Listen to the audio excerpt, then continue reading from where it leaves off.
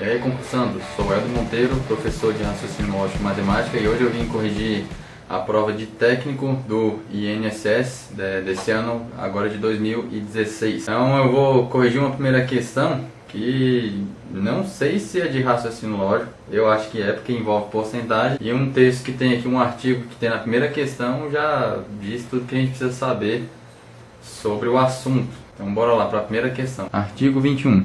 A alíquota de contribuição dos segurados contribuinte individual e facultativo será de 20% sobre o respectivo salário de contribuição. Considerando o artigo 21 da Lei 8.212 de 91, acima reproduzido, julgue o item seguinte. Se o valor da contribuição de um segurado contribuinte individual for superior a R$ 700, então o salário de contribuição desse servidor é superior a R$ 3.500. Então, como essa questão está bem desolada aí da prova que eu peguei para corrigir, né? Ela está depois de informática e depois dela vem questões de raciocínio lógico, então eu estou considerando que é de raciocínio lógico mesmo. Não tenho a menor ideia de que lei é essa que está escrita aí, vocês que fizeram a prova devem saber, mas eu não sei nem para onde vai isso daí. Então eu vou fazer com base no que está escrito no texto, seguindo as ideias de porcentagem do raciocínio lógico. E aí, né, para quem teve aula aí comigo na parte de porcentagem, sabe que eu fiquei pegando muito no pé nessa ideia de qual que é o seu valor de referência, né? A sua porcentagem em cima do que? Então, reescrevendo o que está escrito no artigo, né? Que a alíquota de contribuição, resumindo, né, será de 20% sobre o salário de contribuição. Então, do jeito que está escrito aqui, né? Passando para a linguagem matemática, que é o que todo mundo tem mais dificuldade, mas essa questão aqui é tranquila. A alíquota de contribuição, eu vou chamar aqui só de A, será, ou seja, vai ser igual a 20%, que é a mesma coisa de 20 por 100 dividido por 100, a mesma coisa. Aí sobre o seu valor de referência aqui, que eu tenho que multiplicar a porcentagem, é o salário de contribuição, que eu vou chamar aqui de S, lembrar que é o salário de contribuição. Daí do texto, né, a ideia que ele está perguntando é sobre o salário de contribuição. Ele está dizendo que se o valor da alíquota for maior do que 700, que o salário de contribuição vai ser maior do que 3.500. Então ele quer saber mesmo isso aqui, desse salário de contribuição. Então eu vou deixar isso aqui isolado. Vou pegar esse 100 que está aqui embaixo dividindo, passar para o outro lado. Aí ele vai multiplicando. Então eu teria, né, a alíquota aqui vezes 100. E aí isso aqui tudo ainda teria que dividir por esse 20. Né? Se ele estava multiplicando aqui do outro lado, ele vai passar para lá dividindo. Isso aqui seria igual ao salário de contribuição. Daí, né, simplificando, corta o zero de cima com o zero de baixo, aí você vai ter 10 dividido por 2, que dá 5, aí fica a alíquota aqui vezes 5, é igual ao seu salário de contribuição. Daí ele fala que o valor da alíquota vai ser maior do que 700. Se fosse 700, isso daqui, se fosse exatamente 700, seria 700 vezes 5, que o resultado daria 3.500. Seria o salário de contribuição. Mas ele fala, se for maior do que 700, o valor do salário de contribuição vai ser maior do que 3.500. Se por um acaso do destino eu aumentar esses 700, qualquer valor que eu aumentar aqui eu vou estar multiplicando por 5. Então o valor vai subindo à medida que eu aumentar isso daqui. Então se for exatamente 700, dá exatamente 3.500. Se passar de 700, lógico que vai aumentar aqui do outro lado também. Então vai passar de 3.500, que é o que a questão afirma. Então pensando só nas ideias de raciocínio lógico, de porcentagem e tudo mais, aí a questão está certa. Não sei se no texto aí tem alguma maracutaia dessa lei, que eu não tenho a menor ideia de que lei é essa que possa tornar a questão errada. Porque eu realmente não tenho a menor ideia dessa lei aí dentro. Mas pensando exatamente só nas porcentagens que ele está pedindo aí dentro, a questão está correta. Julgue os itens a seguir relativos a raciocínio lógico e operações com conjunto. Para quaisquer proposições P e Q com valores lógicos quaisquer, a condicional, essa daí que está aparecendo na tela, será sempre uma tautologia. Daí outra questão que eu vivo batendo na tecla em toda turma que eu entro. Não interessa de onde é a turma, eu sempre explico essa ideia da tautologia. E quem está assistindo o vídeo agora vai estar pensando, tipo, opa, outra questão daquela? Foi o que eu falei, o SESP cobra toda hora essa ideia de tautologia. E aí, de novo, o conectivo principal aqui dentro é um se então, que seria aqui esse primeiro. Daí quem não sabe resolver tautologia sem usar a tabela verdade, dá uma olhada nos outros vídeos anteriores que eu fiz sobre essa ideia. Essa expressão aqui no caso é mais fácil do que as que eu passo normalmente em sala de aula. Quem é meu aluno aí ou já foi, sabe que eu passo expressão bem pior do que isso daqui. Então, se você estiver trabalhando com cientão, você tem que forçar a barra para acontecer a única coisa que você não quer. Para ser tautologia, todas as linhas têm que ser verdadeiras. Então, não poderia acontecer da primeira parte ser verdadeira e da segunda parte, que é tudo que vem depois aqui do conectivo principal, ser falso. Não pode dar essa sequência de verdadeiro para falso. Você vai forçar a barra para acontecer isso daqui. Daí você pode escolher qualquer lado da expressão aqui nesse caso para fazer seu teste. Vou escolher aqui o lado esquerdo. Eu assumindo que o lado esquerdo tem um valor verdadeiro, eu vou pegar esse valor do P, que eu já sei que é verdadeiro, vou jogar para o outro lado. Então o P eu já sei que é verdadeiro, que é o mesmo P que aparece aqui do outro lado. Então você já pegou o valor do lado esquerdo, esquece, pensa só no lado direito. Não sei nada sobre o valor do Q, então ele pode ser verdadeiro ou falso, não tenho a menor ideia, então não vou colocar nada. Aí pensando só aqui dentro, esquece todo o resto, pensa só aqui dentro. Aqui dentro você tem outro cientão. E não tem como dar essa sequência de verdadeiro para falso, essa sequência que a gente chama de Vera Fischer, porque a segunda parte do meu cientão já é verdadeira. Então aqui dentro não vai dar Vera Fischer nunca. Nunca tem como dar o resultado falso que eu estava tentando buscar. Se nunca vai dar falso, vai ser verdadeiro. Tentei forçar a barra para não ser tautologia.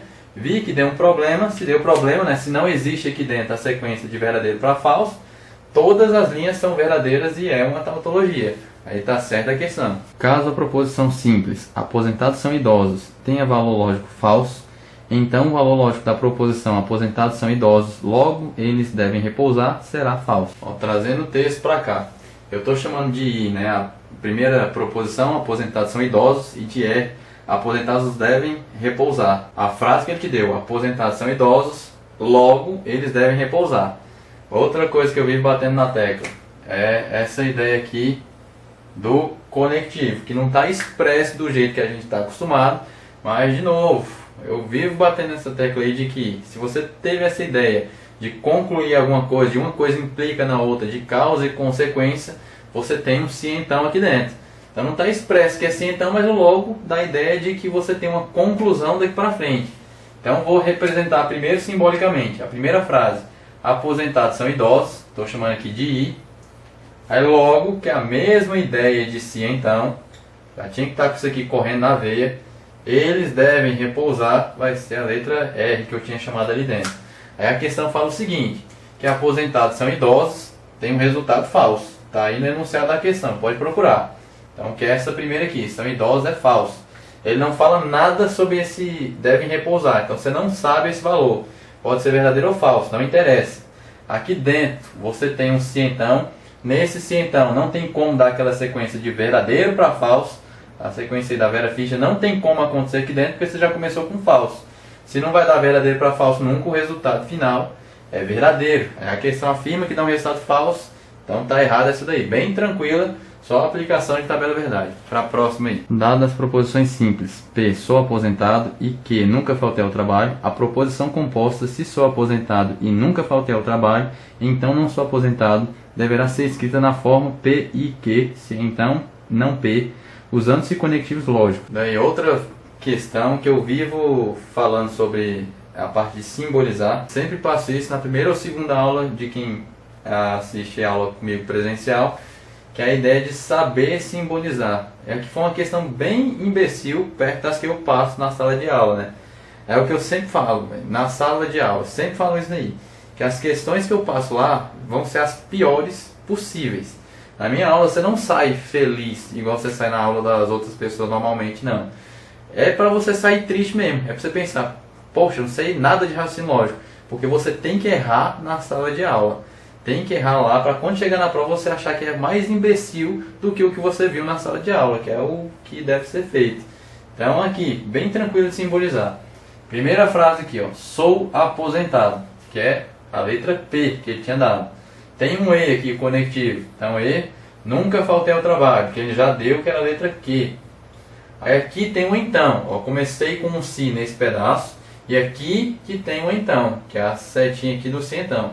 Significa que a primeira parte do cientão é composta, então você tem que separar obrigatoriamente aí com um parêntese. Segunda parte do cientão, não sou aposentado.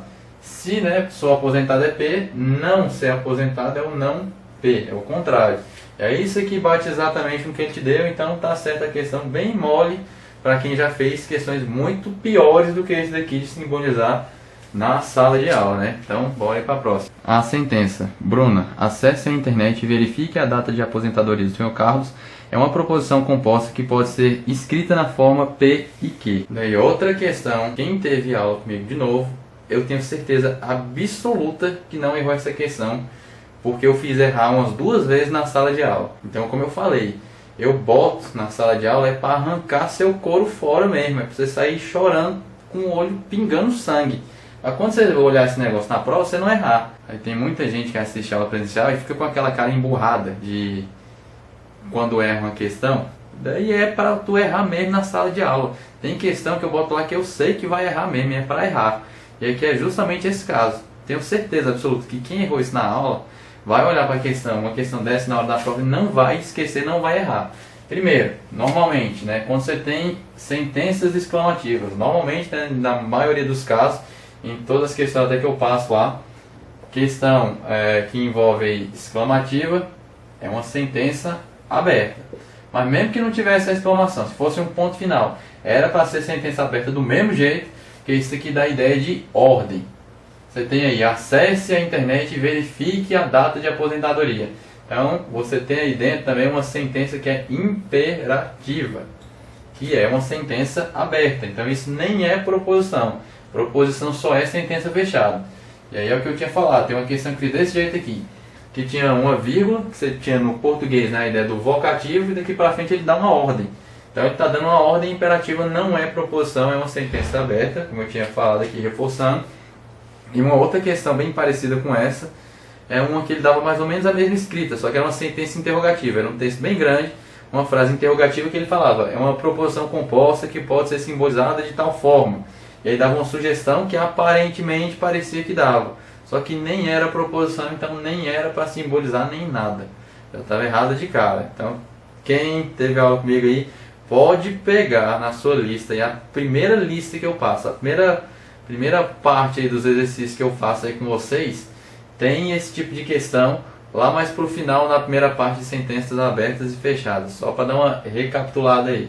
Eu tenho certeza que não vai ter errado, porque já errou na sala de aula e não vai errar de novo. E aí foi até bom esse tipo de questão ter caído aqui em 2016, porque tem turma que eu passo esse tipo de questão de sentença aberta e fechada e fico olhando com a cara assim quando pega a lista, tipo, questão de 2006, questão de 2008, questão de 2010, aí agora toma na sua cara aí que ela caiu em 2016, aí ó, do jeito que eu falei, vai, não seja humilde não faz a questão de 2008, 2010 não, pra você ver se você passa. Então tem que fazer questão de raciocínio lógico independente do ano, que o raciocínio lógico não muda. Se A, B e C forem conjuntos quaisquer, tais que A e B estão contidos em C, então C, aí barra A, interseção com A união com B, vai ser igual a C interseção com B. Daí essa aí, na minha opinião, foi a questão mais chata que teve na prova de conjunto, porque ele colocou muita linguagem, tipo, técnica assim, de conjunto. A ideia da resolução também é bem parecida com as questões que a gente faz em sala de aula. Não é conjunto de montar número e tudo mais, mas eu passo esse tipo de questão dentro de argumentação lógica, assim, de desenhar os conjuntos e saber o que você pode concluir de cada um. Só que nessa questão ele misturou com a linguagem usada em conjuntos.